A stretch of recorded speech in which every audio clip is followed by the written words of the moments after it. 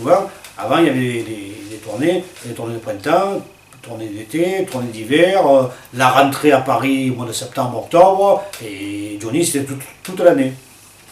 Voilà. Mais ce que j'ai oublié de dire, c'est qu'en 1975, quand même, pendant mon service militaire, je l'ai quand même vu 2 fois. Une fois à Marseille, à la Salle Vallier. Alors la Salle Vallier, comme je l'ai dit tout à l'heure, c'était une bombe atomique. Mais là encore plus, parce qu'il y a eu encore une marée humaine à la fin du concert. Et Johnny, il ne s'est pas dégonflé. Il est allé derrière la batterie, il a continué à chanter. Et à un moment donné, dans l'enregistrement sonore, on entend Johnny qui dit subitement: bon, je pense qu'il est temps de nous dire au revoir, un truc comme ça, je ne sais pas la phrase exacte. À bientôt, salut. Et du coup, ça coupe d'un coup. Alors, tu ne comprends pas pourquoi. Pourquoi ça coupe? En fait, ça coupe d'un coup parce qu'il a d'abord chanté derrière le guitariste, après derrière la batterie, puis après, il était carrément dans les coulisses avec son micro, puis il a dit: c'est bon, je ne peux plus revenir. La scène était envahie. Voilà.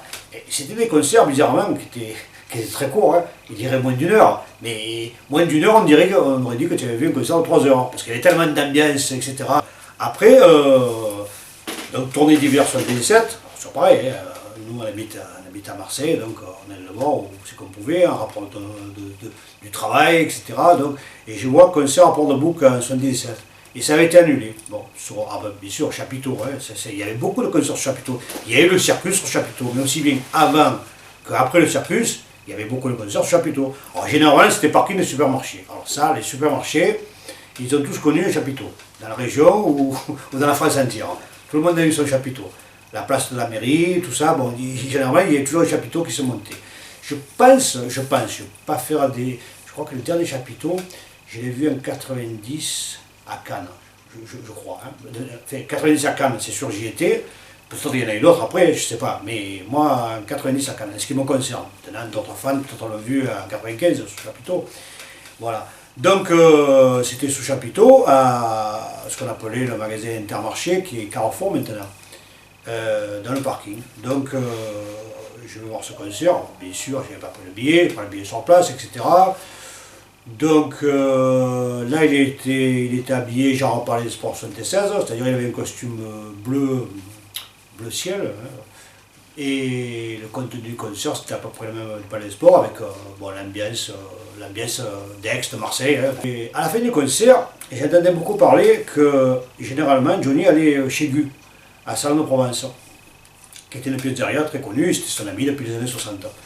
Alors comme moi je ne travaillais pas le lendemain, je dis bon, je vais me planter devant chez Gu, déjà je vais voir si je peux rentrer, et si je ne peux pas rentrer, je vais essayer, même avec ma timidité maladive, d'avoir un autographe de Johnny. Et j'avais une revue de magazine, bon, mais qui n'existe plus, parce que le magazine qui n'existe plus, il y a un paquet qui s'appelait Rock'n'Roll Music. Et il était en photo dessus, photo sur scène. Et j'avais pris ça dans la voiture. J'ai dit au cas où je le rencontre, je ferais signer ça. Et puis, donc c'était au mois de février, c'était 2 h du matin, j'étais dans ma voiture, en face de lui, j'essayais de voir. Et du coup, on voit un blond qui sort. Ah, mais j'ai dit, Johnny il avait 33 ans à cette époque-là. Un blond qui sort, j'ai dit, ouais, ça va être lui. Et je sors, en fait, c'était François Valéry. Il y avait un mec là qui était seul, et puis je commençais à discuter, il me dit, ouais, mais moi j'aime bien Johnny, donc c'était un fan, quoi, qui attendait comme moi.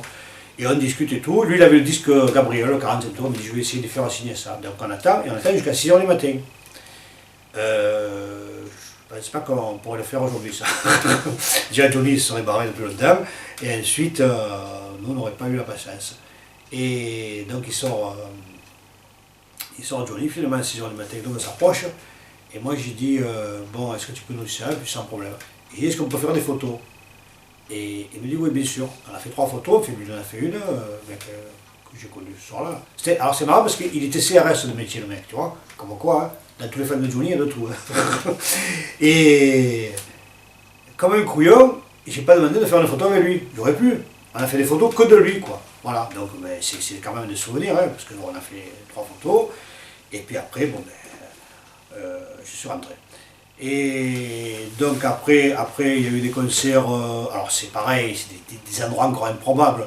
L'auditorium de Marignane. L'auditorium de Marignane, c'est un truc en plein quartier, on va dire, hein, bon, en plein quartier, entouré d'HLM, c'est pas péjoratif, mais je veux dire, c'est un endroit quand même bizarre où normalement le bruit est interdit, on va dire ça. Un concert de Johnny à l'auditorium. Bon, bizarrement, très bien organisé, alors des chaises et tout. Bonne ambiance, ça va, ça s'est très bien passé finalement. Le concert, c'était. Bon, là, il était habillé en blanc, là, le costume du Palais des Sports. Et puis, c'est un bon concert. Voilà. Ensuite, alors là j'ai une anecdote particulière, mais je l'évoquerai dans une autre vidéo parce que c'est trop long. On a passé 2 jours avec un ami qui s'appelle Gérard à Saint-Tropez. Et on a vu à Saint-Tropez. Et après à Palavas. Alors à Palavas, c'était le 11 août. Pareil, c'est un peu le même cadre qu'on a vécu à Nîmes en 74. On arrive aux barrières, on fait partie du club. Les employés municipaux, pas péjoratif, pas les municipaux, ils sont là pour mettre les barrières. Club, allez, rentrez. Et on rentre à 4h l'après-midi, en plein gagnant, encore à Palavas. Et là, on savait que Johnny chantait, il commençait à chanter dans le rond, mais il était derrière la scène. Et après, il venait, les lumières qui venaient après. C'est-à-dire, il chantait, il faisait exprès, tu vois, il chantait derrière. Et après, il venait. Et qu'est-ce qu'on fait? On passe les barrières et on s'est mis derrière la scène, on attend. Et après, on a pu prendre des photos de Johnny derrière la scène, qui chante, qui commence à chanter dans le rond, mais. C'est comme on dit, en voix off. Voilà, derrière. Et on est resté, alors bien sûr, super improbable de nos jours. On s'est assis sur la scène et on a vu le concert sur la scène. Donc on a vu Johnny de profil et de dos, mais jamais de face. D'ailleurs, après on en avait marre, puisqu'on s'est mis devant les barrières pour voir le concert de face. Voilà. Donc ça c'est intéressant à signaler. Je reviens, puisque je parle d'anecdotes liées à Johnny, je reviens à Béziers 74. Et Jean-Pierre, il s'en rappellera de ça. Donc après le concert de Johnny de Sardou, on va dans une pizzeria, au hasard, complètement au hasard, à Béziers. Et il y avait des rugbyman. Et moi, dans l'après-midi, chose que je ne fais jamais, j'avais lu l'équipe. J'avais feuilleté l'équipe. Je ne l'avais pas acheté, mais je l'avais feuilleté. Et je savais que Béziers, ils avaient gagné contre Narbonne. Il y avait des rugbyman, tout ça. Et moi, je ne sais pas, l'alcool est dingue, j'ai dû avoir bu 2 verres de Listel, là, donc il ne me fallait pas beaucoup à l'époque. J'ai dit, ouais, allez Béziers, oh les amis, venez boire. Là c'est pire que les légionnaires quand il y a l'armée, tu sais, ils t'obligent à boire. Dit le rugbyman. Non, non, monsieur, je vous remercie. Allez, jeune, allez boire, tiens, le concert de Johnny. Ouais, c'était bien, tout boire. C'était là. On aurait dit que c'était la 3e mi-temps avec les rugbyman, tu vois. Et d'un coup, la patronne, elle arrive, elle dit, mais vous êtes de Carry-le-Rouet? Je dis, oui. Vous connaissez la famille Faciana? Alors, je dis, oui, c'est un copain, Vincent. Ouais, venez boire un coup et tout. C'était les rugbyman, plus la patronne qui nous a pris à cœur. Alors là, c'était, on a fini, alors, donc, anecdote liée au concert de Johnny.